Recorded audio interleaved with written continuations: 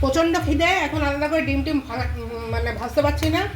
এই মাঝখানে সাদা তেল দিয়ে দিয়েছি, কোনো কাঁচা গন্ধ বেরোবে না। দেখুন কীভাবে বানাচ্ছি। এই মাঝখানে দিয়ে দিলাম ডিমটা। একটাই ডিম দেবো, কেন চাউমিন একটাই, আমি আর আমার ছেলে খাবো, অর্থাৎ কর্তা মশাই তো আর এখানে থাকে না। তো এই হচ্ছে, চলুন।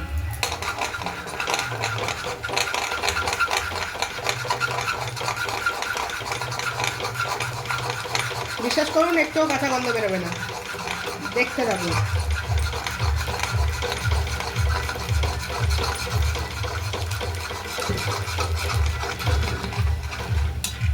এত জোরেই ঘাটলাম যে গ্যাস বন্ধ হয়ে গেল।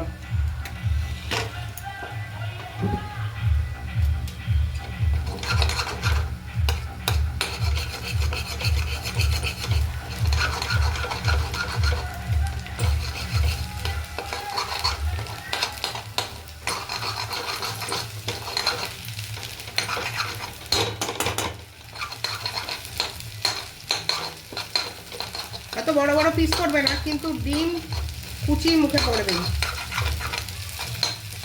এই দেখুন পুরো শুকিয়ে গেছে। এইবার দেখাচ্ছি আমার ঝরঝরে চাউমিন। এই দেখুন ঝরে ঝরে পড়ছে, সেই বিখ্যাত ডায়লগ। এই